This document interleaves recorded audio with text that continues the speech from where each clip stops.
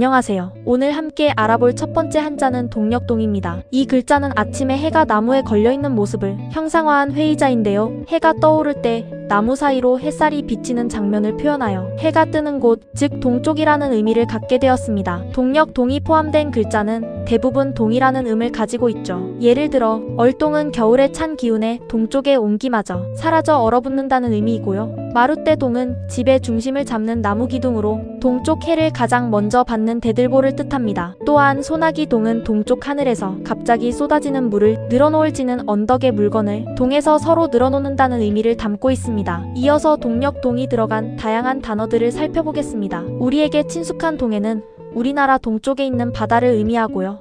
동양은 아시아의 여러 나라를 통틀어 이르는 말로 서양과 대비되는 개념입니다. 일본의 수도 도쿄를 한자식으로 읽은 이름이 바로 동경이죠. 또한 동서남북은 동쪽, 서쪽, 남쪽, 북쪽의 네 방향을 나타냅니다. 마지막으로 동문서답은 동쪽을 물었는데 서쪽을 대답한다는 뜻으로 묻는 말에 엉뚱한 대답을 할 때 쓰는 표현입니다. 다음으로 살펴볼 한자는 여선육입니다. 이 글자는 원래 오두막이나 움집을 본뜬 상형자였습니다. 관련 한자를 보면 물육은 언덕부의 흙덩이 륙의 변형 포함이 합쳐져 언덕처럼 높게 솟아오른 흙덩이 모양의 땅을 뜻하는데요. 바다와 대비되는 육지를 의미합니다. 또 다른 예로 어두울명은 집안에 해가 저물어 여섯 방향이 모두 캄캄해졌다는 뜻으로 풀이하기도 합니다. 여선육이 들어간 단어들을 알아보겠습니다. 육촌은 나를 기준으로 아버지의 사촌 형제 자녀를 뜻하며 나와 육촌간인 친척을 말합니다. 육각형은 6개의 각과 변으로 이루어진 평면 도형을 의미하는데요. 벌집 모양이 대표적인 예시죠.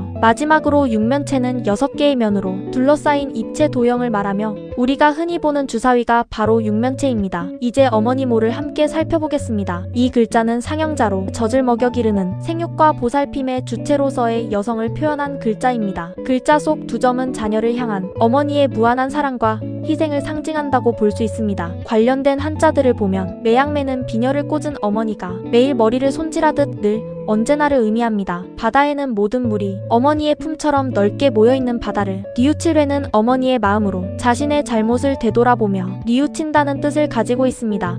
독은 자라나는 풀 위에 어머니가 주의를 주는 독초를 의미합니다. 어머니 모가 사용된 단어들을 알아보겠습니다. 모성은 어머니로서 가지는 본능적인 성질을 뜻하며 모국은 자기 나라를, 모국어는 태어나서 처음 배운 말을 의미합니다. 모교는 자신이 졸업한 학교를 말하죠. 맹모삼천은 맹자의 어머니가 자식 교육을 위해 3번 이사했다는 뜻으로 교육 환경의 중요성을 강조할 때 쓰이는 사자성어입니다. 마지막으로 현모양처는 어진 어머니이면서 착한 아내를 의미하는 단어입니다. 다음은 나무목입니다. 이 글자 역시 상형자로 하늘로 가지를 뻗고 땅으로 뿌리를 내린 나무의 전신을 뜻합니다. 한자의 붓으로 쓰일 때는 나무의 종류, 목재로 만든 물건, 혹은 식물의 성질과 관련된 의미를 전달합니다. 예를 들어 근본보는 나무의 아랫부분인 뿌리를 의미하며 근본이나 바탕을 뜻합니다. 반대로 끝말은 나무의 윗부분인 가지 끝을 나타내 끝, 마지막이라는 의미를 가집니다. 쉴휴는 사람이 나무 아래에서 편안하게 쉬는 모습을, 수풀림은 나무가 나란히 모여있는 숲을, 그리고 빽빽할 삼은 나무가 위아래 사방으로 빽빽하게 우거진 깊은 숲을 표현합니다. 이어서 나무목이 들어간 단어들을 살펴보겠습니다. 목재는 건축이나 가구의 재료로 쓰이는 나무를 의미, 목수는 나무를 다루어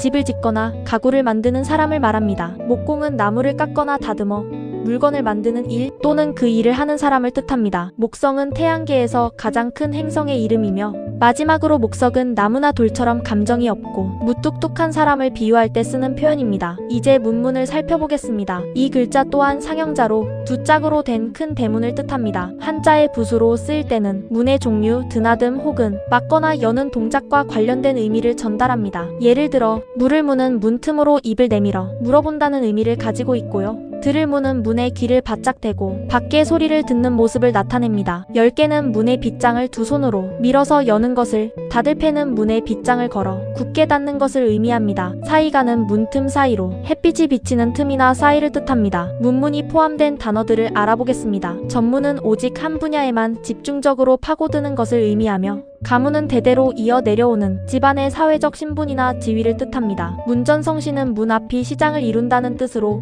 찾아오는 사람이 아주 많아 북적거리는 상태를 비유하는 말입니다. 마지막으로 등용문은 입신양명, 즉 성공을 위한 어려운 관문을 의미하는 사자성어입니다.